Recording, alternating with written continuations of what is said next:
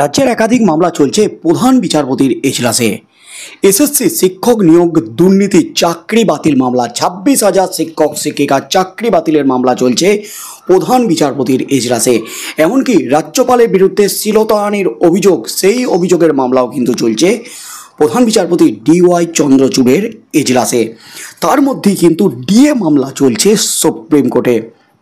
আর তার মধ্যেই এবার বিস্ফোরক প্রধান বিচারপতি, এবার কিন্তু রুদ্রমূর্তিতে প্রধান বিচারপতি কড়া হুঁশিয়ারি দিলেন আইনজীবীদের, আর কিন্তু বরদাস্ত করবেন না।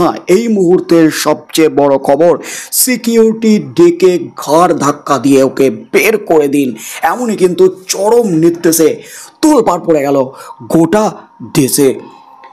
রুদ্রমূর্তি ধারণ করে একই বললেন প্রধান বিচারপতি, তাতেই কিন্তু হইচই গোটা দেশে। যেখানে ডিএ মামলা দিনের পর দিন পিছিয়ে যাচ্ছে, রাজ্যের লক্ষ লক্ষ সরকারি কর্মচারী এবং শিক্ষক শিক্ষিকারা তারা কিন্তু আঙুল তুলছেন প্রধান বিচারপতির দিকে, সুপ্রিম কোর্টের দিকে। প্রধান বিচারপতি কেন হস্তক্ষেপ করছেন না? প্রধান বিচারপতি হস্তক্ষেপ করে কেন এই ডিএ মামলা মীমাংসা করছেন না? কেন 2022-এর নভেম্বর মাস থেকে এই ডিএ মামলা বারবার পিছিয়ে যাচ্ছে? 2 বছর হতে চললো, এখনো পর্যন্ত 13 বার পিছিয়ে গেছে এই ডিএ মামলা। একবারের জন্যেও শুনানি হয়নি এই ডিএ মামলা, এমনই কিন্তু অভিযোগ। এই অভিযোগে যখন উত্তাল রাজ্য রাজনীতি, ঠিক সেই মুহূর্তে সুপ্রিম কোর্টে এবার নয়া মূর্তি ধারণ করলেন প্রধান বিচারপতি DY চন্দ্রচূড়। আর তাতেই কিন্তু আশার আলো দেখতে শুরু করেছেন রাজ্যে লক্ষ লক্ষ সরকারি কর্মচারীরা। এবার কি বিচারপতিদের নির্দেশ দেবেন যেমনটা আইনজীবীদের উপর করা হতে শুরু করেছেন প্রধান বিচারপতি DY চন্দ্রচূড়? বারবার পিছিয়ে যাচ্ছে বিভিন্ন মামলা, যেখানে প্রধান বিচারপতি তিনি প্রকাশ্যে দাবি করছেন যে দ্রুত বিচার পাইয়ে দিতে হবে, বিলম্ব করা চলবে না মামলার শুনানিতে। তাহলে কেন পিছিয়ে যাচ্ছে মামলাগুলি? এই প্রশ্ন যখন উঠে গেছে, ঠিক তখনই কিন্তু রুদ্র মেজাজে একেবারে কড়া নির্দেশ দিলেন প্রধান বিচারপতি DY চন্দ্রচূড়। নিট ইউজি পরীক্ষা আর নেওয়ার প্রয়োজন নেই বলে জানিয়ে দিয়েছে সুপ্রিম কোর্ট। কিন্তু এই মামলার শুনানি চলাকালীন মেজাজ হারালেন প্রধান বিচারপতি DY চন্দ্রচূড়। বিশিষ্ট আইনজীবী ম্যাথিউস নেদুমপাড়া বারবার আদালতের কার্যক্রমে বাধা দেওয়ায় নিরাপত্তারক্ষীদের ডেকে তাকে কক্ষ থেকে বের করে দিতে বললেন DY চন্দ্রচূড়। আবেদনকারীদের পক্ষে হাজির হওয়া বিশিষ্ট আইনজীবী নরেন্দ্র হুডা তার যুক্তি পেশ করার মধ্যেই নেদুমপাড়া তাকে বাধা দিয়েছিলেন। প্রথমে প্রধান বিচারপতি চন্দ্রচূড় ভালোভাবেই নেদুমপাড়াকে বলেছিলেন নরেন্দ্র হুডার বলা শেষ হওয়ার পর তিনি তার যুক্তি দিতে পারেন, কিন্তু নেদুমপাড়া নিজেকে আদালতে হাজির আইনজীবীদের মধ্যে সবথেকে সিনিয়র বলে দাবি করার পরই রেগে আগুন প্রধান বিচারপতি।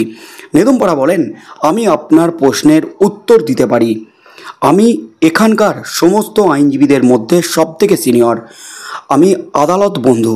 প্রধান বিচারপতি বলেন, না, আমি কোনো আদালত বন্ধু নিয়োগ করিনি। এরপরও নেদুমপাড়া আদালতের কাজে বাধা দিতে থাকেন। প্রধান বিচারপতি চন্দ্রচূড় বলেন, আমি আপনার উত্তর শুনতে চাই না, আপনি বসুন, না হলে আমি আপনাকে আদালত থেকে বের করে দেব। নেদুমপাড়া পাল্টা জবাব দেন, আপনি যদি আমাকে সম্মান না করেন তবে আমি নিজেই চলে যাব।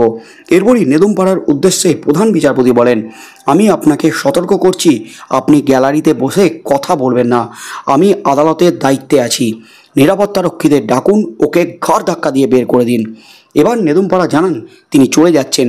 প্রধান বিচারপতি তাকে জানান এটা তাকে মুখে বলতে হবে না, এমনি তিনি চলে যেতে পারেন।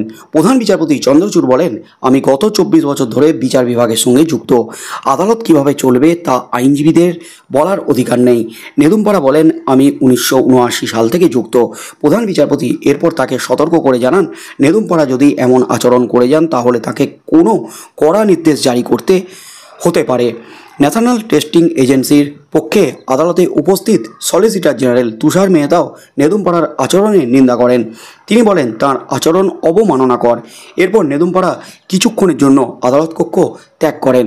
পরে অবশ্য তিনি তার যুক্তি শেষ করতে ফের আদালতে ফিরে আসেন।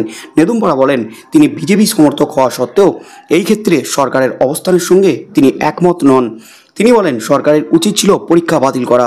এই যুক্তি দেওয়ার পর প্রধান বিচারপতির উদ্দেশ্যে তিনি বলেন, আমাকে যেভাবে অপমান করা হয়েছে তার জন্য আমি আপনাকে ক্ষমা করছি লর্ডশিপ, কারণ আপনি জানেন না আপনি কি করছেন, আমি আপনাকে ক্ষমা করছি। সুপ্রিম কোর্টে প্রধান বিচারপতি চন্দ্রচূড়ের সঙ্গে এর আগেও নেদুমপাড়ার উত্তপ্ত বাদানুবাদ হয়েছে।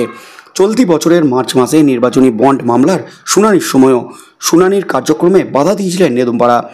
প্রধান বিচারপতি তাকে সতর্ক করে বলেছিলেন, আমার উপর চিৎকার করবেন না, এটি হাইড পার্কের কর্নার মিটিং নয়, আপনি আদালতে আছেন, আপনি আবেদন করুন, আমরা আপনার কথা শুনব, আমরা এখন আপনার আবেদনের শুনানি করছি না, আপনি যদি আবেদন করতে চান ইমেল করুন। এটাই এই আদালতের নিয়ম। 2019 সালে বিচারকের পুত্র কন্যাদের সিনিয়র অ্যাডভোকেট উপাধি প্রদানের ক্ষেত্রে অগ্রাধিকার দেওয়া হয় বলে মন্তব্য করেছিলেন নেদুমপাড়া। আদালত অবমাননার দায়ে তাঁর 3 মাসের কারাদণ্ড হয়েছিল। পরে নিঃশর্ত ক্ষমা চাওয়ায় আদালত নেদুমপাড়ার সাজা স্থগিত করেছিল। তার মধ্যেই কিন্তু প্রধান বিচারপতি যে মূর্তি ধারণ করলেন, তিনি কি এবার ডিএ মামলার ক্ষেত্র বা এসএসসি চাকরি বাতিল মামলার ক্ষেত্র বা অন্যান্য মামলার ক্ষেত্রেও কি এই একই মূর্তি ধারণ করে এই মামলাগুলি মীমাংসা করার, নিষ্পত্তি করার কি নির্দেশ দেবেন? এমনই কিন্তু দাবি জানাতে শুরু করেছেন রাজ্যের লক্ষ লক্ষ সরকারি কর্মচারীরা, কারণ দিনের পর দিন ডিএ মামলা পিছিয়ে যেতে তারা হতাশ।